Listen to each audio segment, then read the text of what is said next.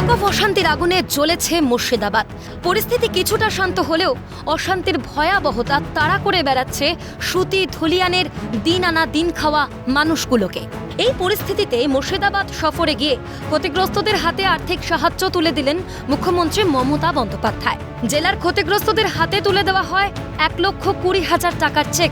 তবে রাজ্যের বিরোধী দলনেতা শুভেন্দু অধিকারীর দাবি, অনেক অযোগ্যরাও পেয়েছে ক্ষতিপূরণ। নকল ক্ষতিগ্রস্তদের ক্ষতিপূরণ দিয়েছেন মুখ্যমন্ত্রী।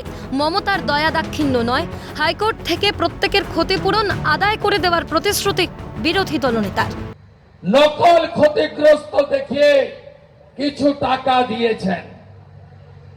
আমরা কথা দিতে পারি, প্রত্যেকটি ক্ষতিগ্রস্ত পরিবার মমতার দয়া দাক্ষিণ্য নয়, কলকাতা হাইকোর্টে 12 এপ্রিল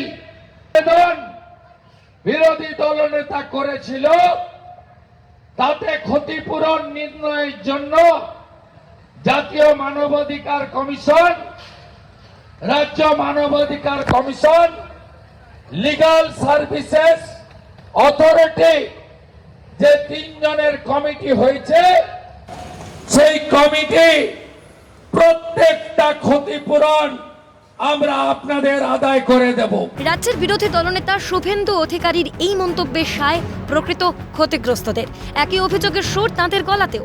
বলছেন, যাদের হাতে তুলে দেওয়া হয়েছে আর্থিক সাহায্য তাদের অনেকেই অযোগ্য। সংখ্যাটা প্রায় 20 থেকে 25। চেক পেয়েছেন? চেক পেয়েছি। কত টাকা চেক পেয়েছেন? 1,20,000।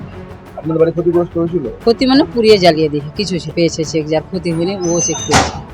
এখনো ক্ষতি হয়নি? না। কেউ চেক পেয়েছে? হ্যাঁ পেয়েছে। তো নাম বলতে পারলাম কি 20। কতজনকে দেখলেন? তোমার ধরো 20-25 ঘর ধরো, যার ক্ষতি হয়নি সেও চেক পেয়েছে। ওখানে গেছিলেন? আপনি তো গেছিলেন? হ্যাঁ গেছিলাম। কোনো পরিবারে দেখেছে যে যাদের বাড়ি কোনো ক্ষতি হয়নি তারাও চেক নিতে এসেছে? গেছে, অনেকে গেছে, অনেকেই গেছে। অনেকে গেছে। ওদের নাম বলতে পারবো? হ্যাঁ, আর যাদের ক্ষতি হয়নি তারাও গেছে চেক আনতে, তারাও চেক পেয়েছে? তারাও চেক পেয়েছে। কটাক্ষ ও সমালোচনাই প্রধান উদ্দেশ্য। শুভেন্দুকে পাল্টা আক্রমণ তৃণমূলের। সেই বিরোধী দল নেতার মুখে এইসব কটাক্ষ ছাড়া আর কিছুই পাওয়া যাবে না, কারণ কুৎসিত কটাক্ষ এবং সমালোচনা তার প্রধান পাথেয় এবং উদ্দেশ্য। তবে আবাস যোজনার মতোই যোগ্যদের ভাড়ার শূন্য আর ঝুলি ভরছে অযোগ্যদের। সাধারণ মানুষের টাকায় কাদের কুনজর? আবারও কি কষা হচ্ছে দুর্নীতির ছক? এদের মাথায় কোন প্রভাবশালীর হাত? ঘুরপাক খাচ্ছে এই প্রশ্নগুলোই। শিবা সরকারের রিপোর্ট, ক্যালকাটা নিউজ।